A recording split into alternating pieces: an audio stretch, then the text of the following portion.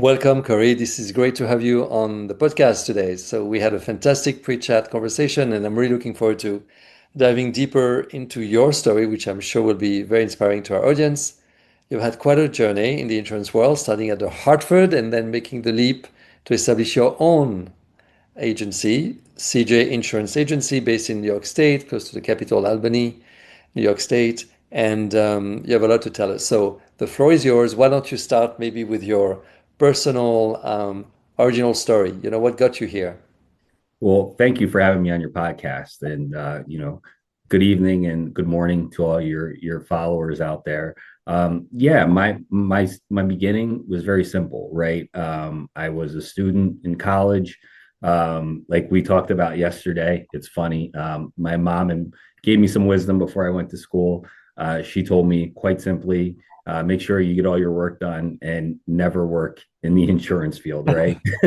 She actually worked for a company called Harleysville Insurance Company. So this is going back years ago. So she had some experience. And, like I told you, like a good son, I listened, right? I did 50% of what she told me to do, right? So I did my work, although that journey was long in itself. But, I found myself really when I was graduating college, I didn't have much direction. I had studied communications as a major and business as a minor. And really, in that time period, it was to go into broadcasting of some sort, right? Or Mm. be involved in TV or radio. And it just didn't appeal to me, right? It just didn't sink in. But at that point in time, healthcare benefits were a little bit different than they are nowadays. So I had to actually find a job because my benefits were expiring with mom and dad. So I was able to land a position at the time at the Hartford at a college. It was great opportunity, paid training, and it was benefits day one. So couldn't beat the opportunity to go in and really learn about an industry that I had zero clue about. And if anybody who knows, the Hartford, they're renowned for their training, right? So I tell everybody when I started my career, I had 18 minutes to sell you a home and auto policy. And if I couldn't do it, I had somebody asking me, why not? Worked on the fourth floor of a building.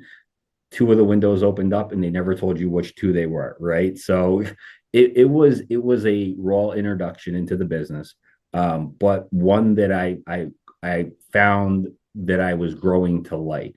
The ability to talk to people, to problem solve was great.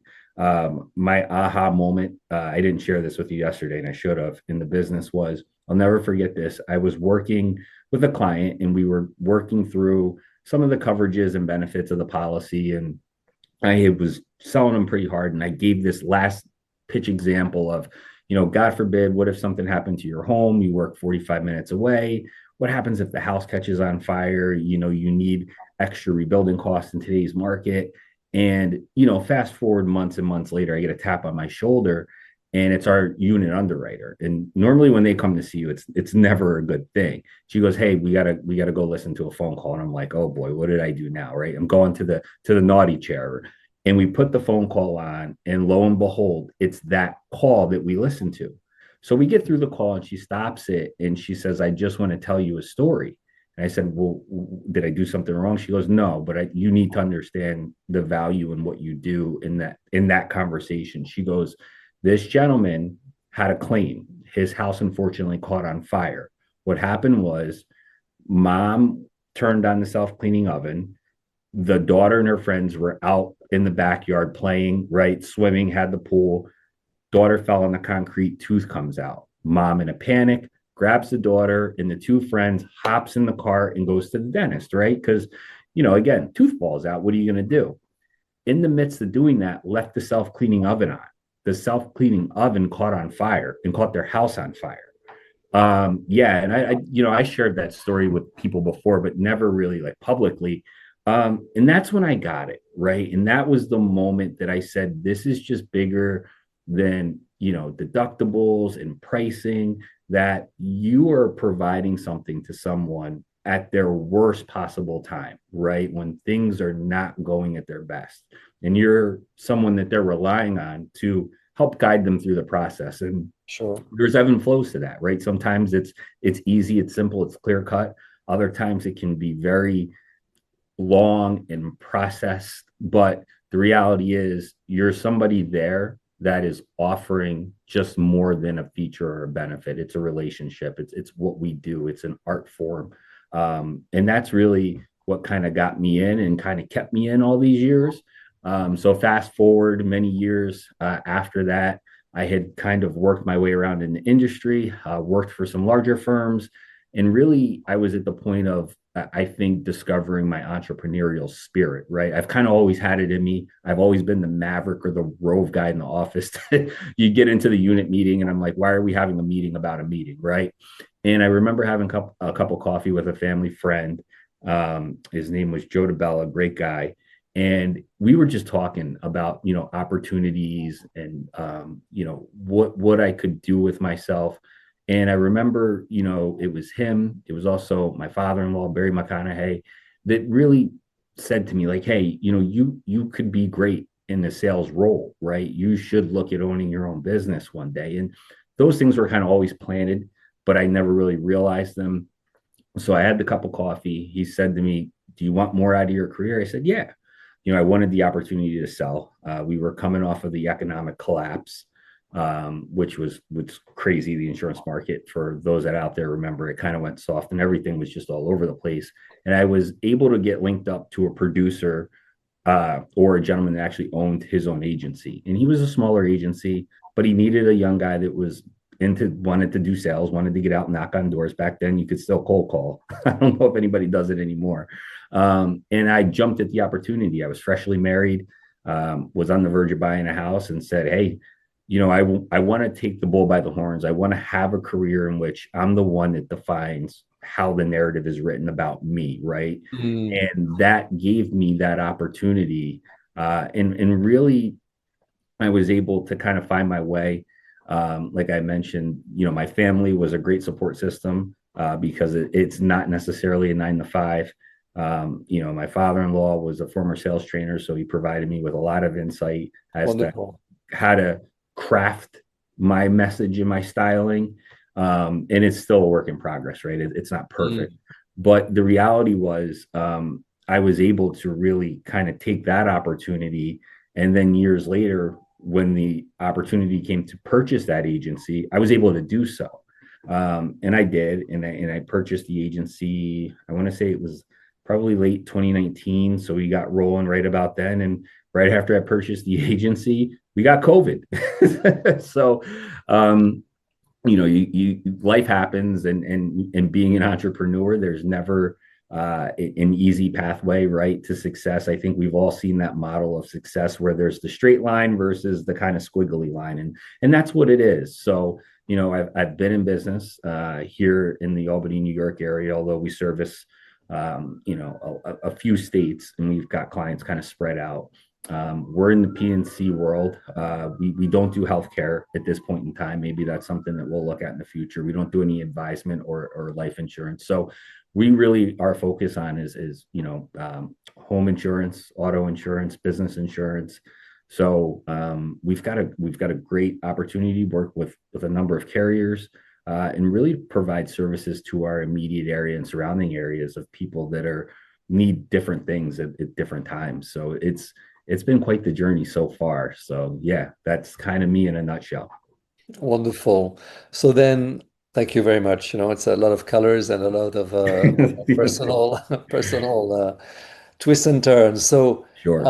and a dramatic story that should make us all think about the importance of insurance in our lives for sure. So, how does this hometown agent approach that truly differentiates you from larger corporations? Yeah, and great question. We were kind of reminiscing about this. I think the hometown agent, um, again, is somebody that's a pillar in the community, how I see them, right? Somebody that has more than just a business relationship, right? They have a personal relationship. They know you, they know your family story. Your children may be playing sports together, right? You support the local endeavors and communities, within that microcosm, right? Whether it's a local Elks Club, Knights of Columbus, youth organizations, not for profit. The role in the independent agent is important because I think that it adds a personal touch. I think the bigger things are great because they can add a lot of solution at times at maybe a little bit of a faster pace. But I think in a world today where things are moving at a lightning speed, where we are able to kind of click a button and kind of get information instantaneously, sitting down with somebody and really answering questions, right? Those fears of well, this for some people, this may be their biggest asset purchase, which is a home. Someone may be stepping out and starting a business for the first time. We talked about yesterday now how it seems like more business owners are more diverse than ever, right? You may have someone that is a landscaper, by trade in the summer months, but they're hanging Christmas lights in the winter months, right? So we're now trying to navigate these multifaceted opportunities, and having someone that you can sit down with and kind of have that continuous conversation is really where the role of the independent agent is today. Like I said, there's a vast net worth of information out there, as we know, right? But we also know that not all information is good information, and Sure. and we kind of need to continue to have somebody help us sift through what we should be looking at versus maybe what we shouldn't be spending much time on. And that's where I think the independent agent can continue to flourish within that community and Mm-hmm. provide value not only to the customers but to anybody who's really in the insurance Yeah, the market. ecosystem, the ecosystem.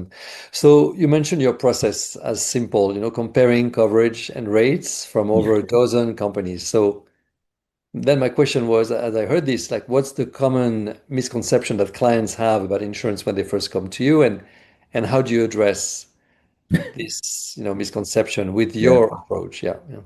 Yeah, that's a great question, right? And I think the biggest thing you hear is, well, I live next to Bob. Bob is paying this, and Bob and I are similar, so Bob and I should be paying the same price. Which, insurance is an individual-based product, right? Whether we're talking about a personal or a business, it really is made up on the characteristics of who you are as a prospect, and then how we can take those characteristics. And I liken it to like this. You're familiar with an art gallery, right?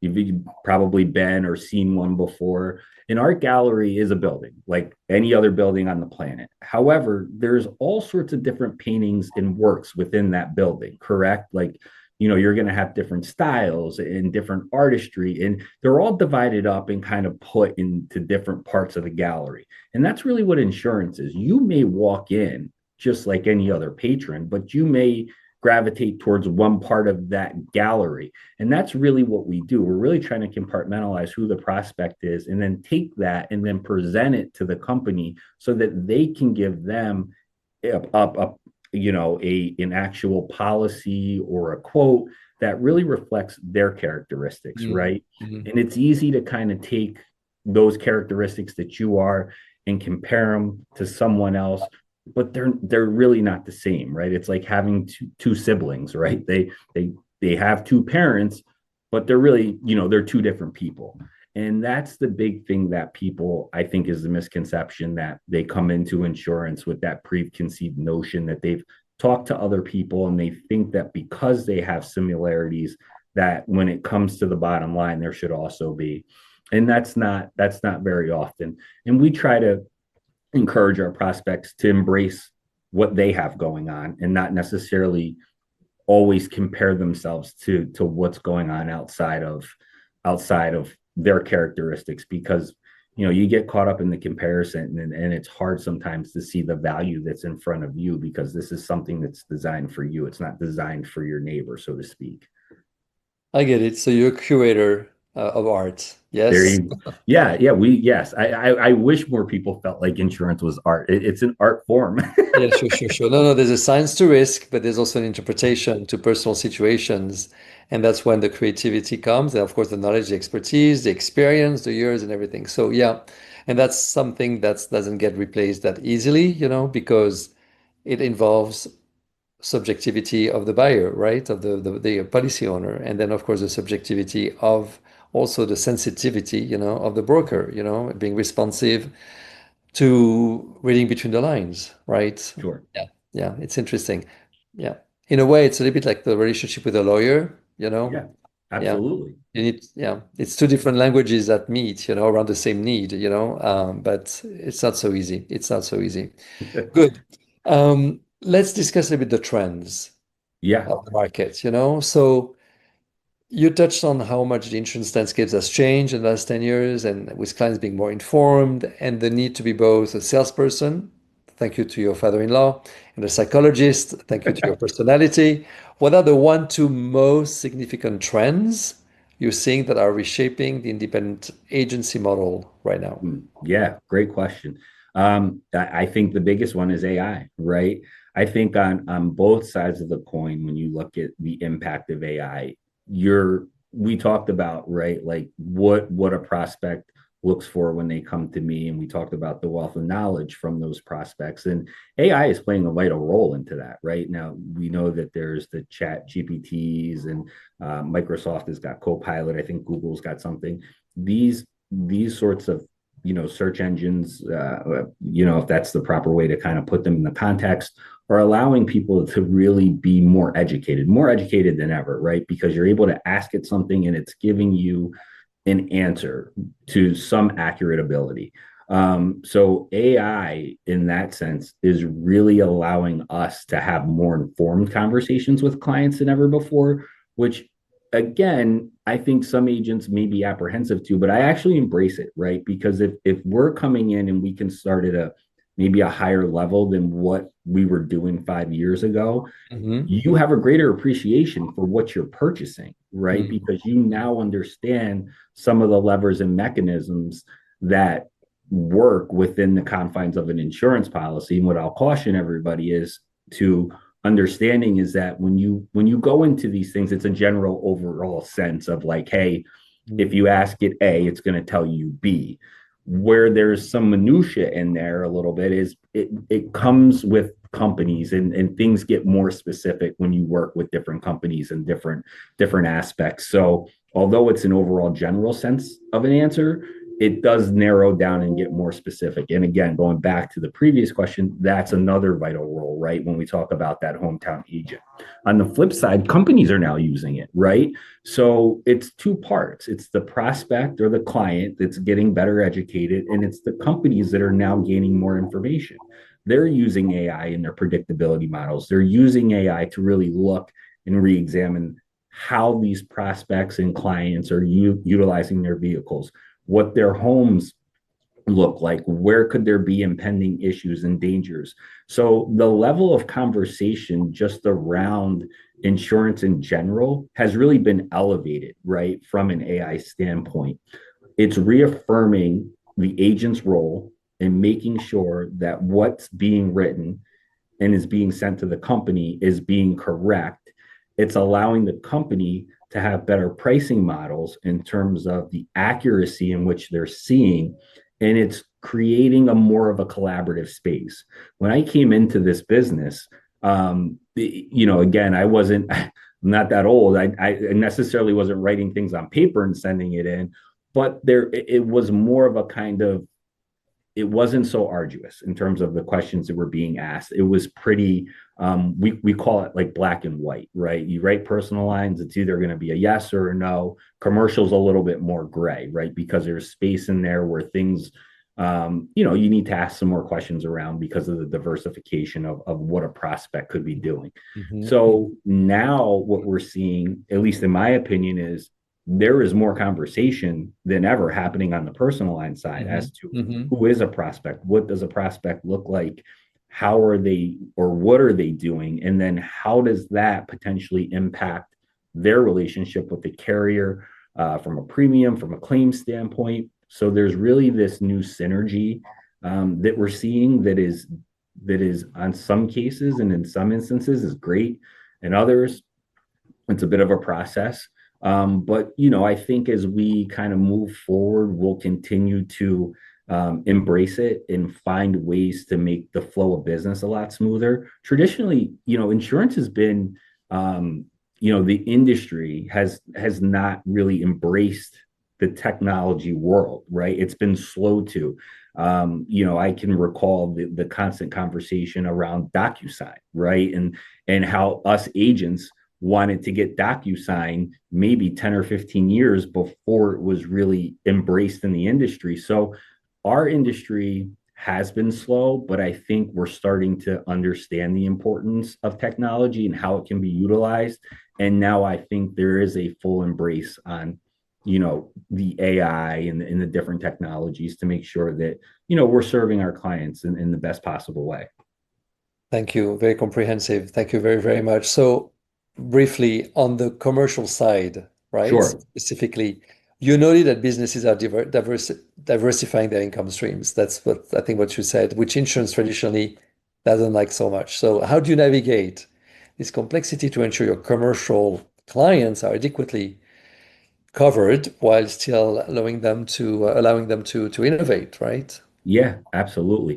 And it's a lot of conversation, right? And I don't know that there's any one answer that's going to knock it out of the park. What if you're asking me what I specifically do is we're constantly having those conversations about where your business model is today and where is it evolving to. And I think I've alluded to this throughout this conversation that the prospects are coming in with a sense of, hey, this is what I want to do, right?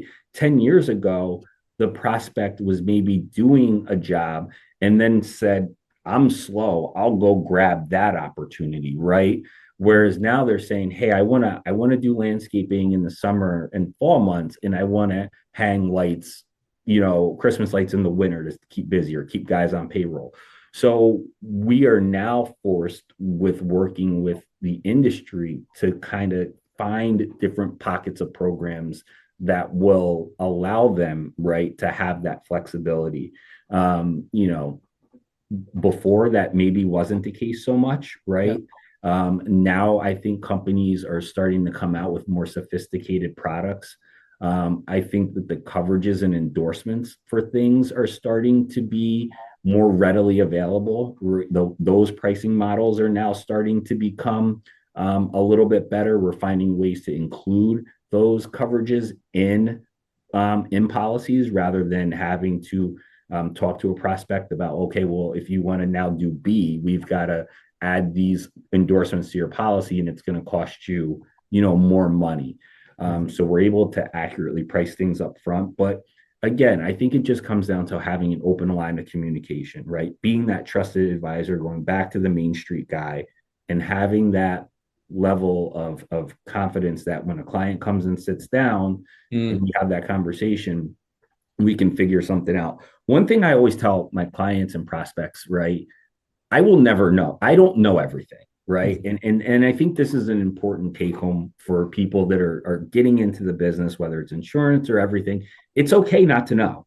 It really is, right? And I think that as a young sales professional, as a seasoned sales professional, you want to hang your hat on your knowledge, right? You want to, it's called, right? Don't spill your candy in the lobby, right? The old Sandler sales initiative, right? Don't get in there and dump the candy out. For you guys that aren't familiar with Sandler sales, it's a great opportunity to learn some stuff. So go ahead and read that. But it's the reality that you're not just going to blab out a bunch of features and benefits, right? mhm. Sometimes it's okay not to know and tell the prospect, let me check on that, right? Let me Oh, look of into course. this and I will get back to you.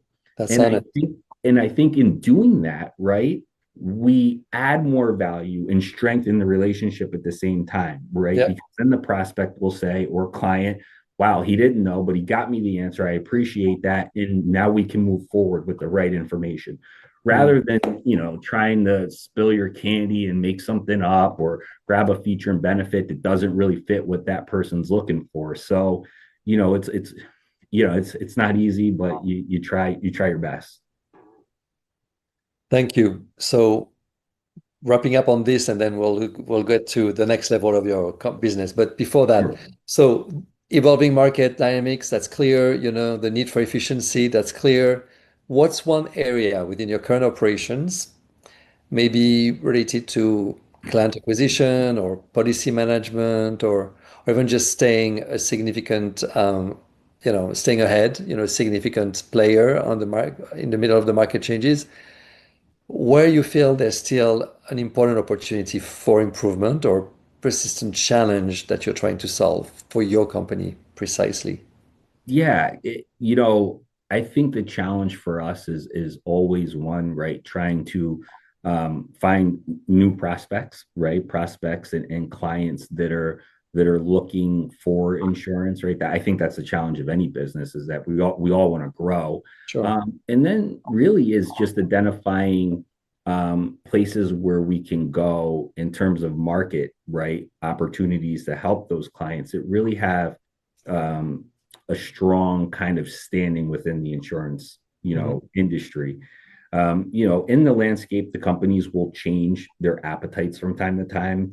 At certain points, they may like a certain class of business. At other points in times, they may not like a certain class of business, and that could be due to a number of reasons. So, making sure that we are on top of that can be pretty challenging because things do change, right? Companies, there's new emerging companies or companies that are kind of rolling out. So, the landscape is pretty vast in terms of where you can go to get those sorts of opportunities. And again, when we talk about getting some of those specialized clients that do a specialized sort of task or job, yeah, Hmm. niche, right? That niche market, having those niche markets is always valuable, because again, we see ourselves as a generalist here, right? If you come through our doors and you pass the test, we want to write your business or write your home and Hmm. auto. Hmm. So making sure that we have opportunities to assist everybody is always a challenge in any market,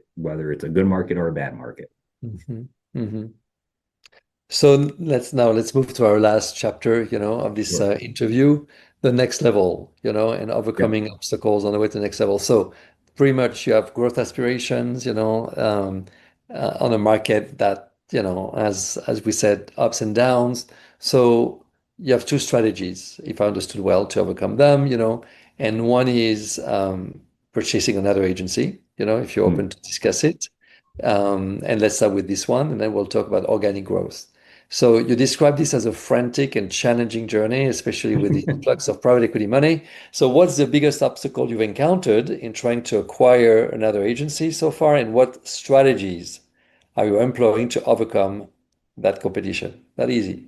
Yeah, well, and again, it's funny because as you say that, right, it's almost like a flood of things come to mind as you have conversations, and like we talked about yesterday, I think one of the biggest challenges is just that there are some agency owners that don't really have a perpetuation plan in place. So when you're trying to, talk to them, one, this is super sensitive subject, right? Let's just be honest. The idea of you selling your life's work is not something that's easy to kind of to put your head around maybe at first, especially when you're just approached by somebody. Yeah. It's what you've done, it's how you've created a lifestyle, a living. So to necessarily lose that, not lose it, but transition it on to someone else is not necessarily an easy conversation. And then you and I were speaking yesterday, then it becomes very intimate, right? Because now I'm letting you inside my business and I'm showing you all of the numbers and how I operate. And I'm opening myself up to be evaluated potentially by someone else, right? Now you're putting in an evaluation on what I've done.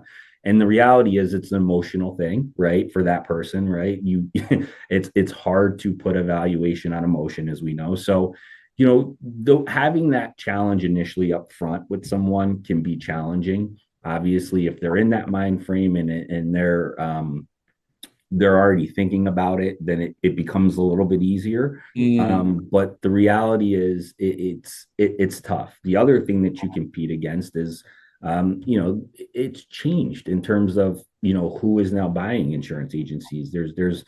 There's a lot of large equity firms that are out there that are Sure. now involved in doing this and acquiring books of business and doing whatever there is. So the reality is you're fighting on one front the idea of the principle and the change, right? And then you've also got this equity component, right? That's now in the marketplace and is working, and buying firms and rolling them in larger books of business. And listen, they're all out there. You can do the research. So, it's a different conversation to have.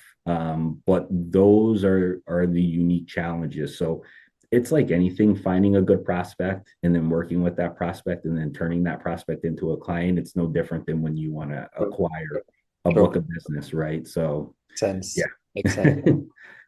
Thank you. Thank you. Another art form, right? Yeah, And a science because you need to really analyze the books and the back to trends. curating. Yeah. Yeah. So, all right. So now let's talk about organic growth. You Sure. spoke also about the challenges of this internal growth, developing your agency organically. You mentioned the bottleneck of having a limited number of hours, in the day, Yeah. obviously, with business development largely on your shoulders, right?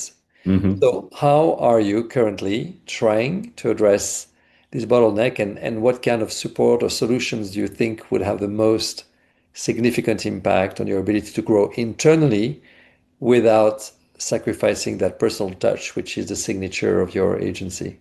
Yeah, and listen, right? It's using AI, right? We're embracing the world of AI, and we're using that now in our CRM systems, in our management systems.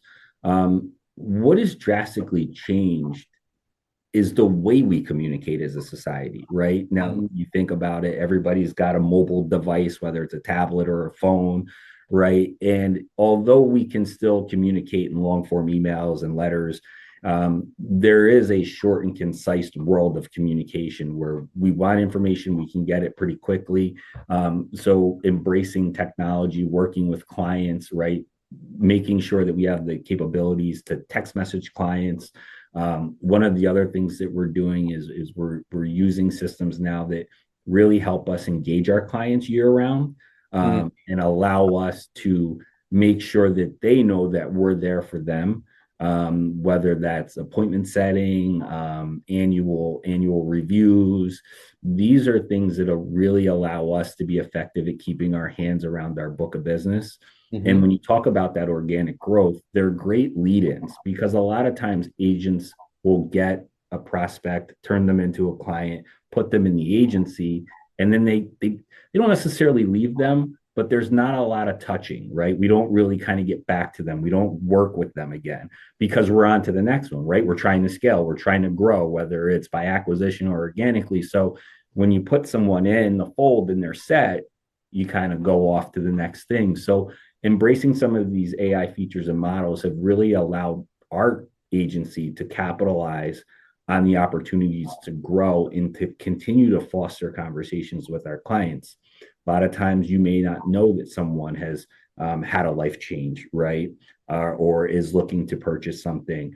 And to be there as a resource because we have these capabilities now and they know where to get in touch with us or if they have a yep, quick yep, question yep. really allows us to grow organically. And like we talked about yesterday, that's where most of the growth comes from in the book, right? I think a lot of agents will tell you that, especially the good ones, work your book, right? Your book has opportunity. You can look at it every month and look at opportunities to cross sell, to upsell to folks. Sure, sure, Um, and I think, again, it goes back to being that trusted advisor when you can offer more, right? sure.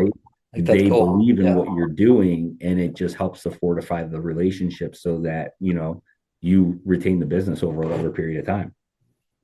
Thank you, thank you. So there was Yeah. this sentence that you use 16 different places at once, when it comes to developing your business. So, and the AI helping you, not losing the Sure. personal touch as you are the master of all, the jack of all trades. Yep. So, um, give us quickly like examples, concrete examples of AI allowing you to do this, like a few, two or Yeah. three devices that you use, software Yeah, I can give you some of the big ones. platform. So, one of the things that I never really did or had access to was appointment setting, right? So, one of the things I think is important is when I am available, trying to make myself available for that client. So, we've got an AI system that we utilize that sends out like an email, and in that email, there's an opportunity for you to kind of set an appointment with me where you block out time in my schedule, and we can sit down and we can talk about what you have on the books or what you're going to do. We Wonderful. found that works very well. We also have now instituted a campaign where we're following up with our clients prior to renewal, right? Where we're getting back to them to say, hey, if we haven't talked to you, let's talk now. And really, the other thing is what we do is we really do a forecast. I write a forecast now for my clients as to what we feel like the market trends are. And we started doing that, I want to say maybe a year or two ago. And I Uh-huh. wasn't really sure what the response was going to be, and I tell you, I got a lot of emails and people just saying thank you, people that had questions, people that wanted to follow up. Because I don't think a lot of us are forward thinking in that sense in this business, right? Because we are so busy with the day to day grind, wearing that, being in 16 different places at once, right? So giving your clients an opportunity to understand, better yet, educate the client about what is coming, how the industry is shifting, better, it leads to better and more productive conversations, Mhm, right? mhm. Every client's insurance rates go up. They'll tell you, like, I don't want them to go up, right? Nobody wants a rate increase, but it's going to happen. And I think when we can provide more context as to why these things are happening, Yep, yep. then it's a little bit easier to have those conversations, whether it's midterm or renewal, about what we need to do and how we need to, again, go back to, maybe we need to take your painting and put it in a different part of that gallery, right? Sure. Because maybe it's time to move it. So that's really the job of an agent in 2026, right? Wearing all hats. But like we said, embracing technology, embracing AI to wear those hats effectively, and then utilizing them to strengthen your client position, and then more or lessly using it to help the carrier narrow down and make sure that the model is correct, the pricing and the coverages are specific to that particular client, and not just giving them something that their neighbor needs, right? Or their neighbor has. Okay. Wonderful. Very clear. Last question to Sure. conclude. You have a magic wand Yeah. Okay. Here to we go. acquire something, some technology, some to handle the biggest operational hurdle that you still have today, so that you can, fly to the 16 different places and do whatever you want to do with your agency faster. Or internally, okay? Not like acquiring, not outside. So what would be that one thing that you would fix? Uh, that's a great question. Um, if I had a magic wand, what would I fix internally about myself, right? Or Operations, yes, about yes. the operations? Um, Really, it's just the ability to do more with less, right? And again, it's, that sounds right, like pretty crazy, but you know, Of course if not. I could, That's the new if I world. could, well, and again, right, there's only so, we talked about it, there's only so many hours in the day, right? And Mhm. there's everybody that needs something at some point. If I could wave a magic wand and make the elixir that I could take 4 hours and turn 4 hours into 12 hours, I think any entrepreneur Okay. would love that, Okay. right? So then, And how do we maximize every hour that we're working, right? How do we maximize the time with the clients? It's something that I still don't know from a time management standpoint, right? Because your day evolves just like your business, right? You go into it, you sit down, we turn on the computer and we're like, I got this to do, right? And you want to do those things. But then the doorbell rings of or course. an email comes in. And I would love to be able to continue to just go down that pathway, almost like a lawnmower, man, just pushing right through. But sometimes you can't, right? Because there are things that take you in other directions, right? Whether it's small or not. So my magic wand would be to turn, 4 hours into 12 hours, right? I don't know if we can do it, but if I figure out a way, you're the first person I'm calling. Okay, so it's time management. Yeah. Yes. Okay. And if you had the time, what would you be doing that you don't do enough of?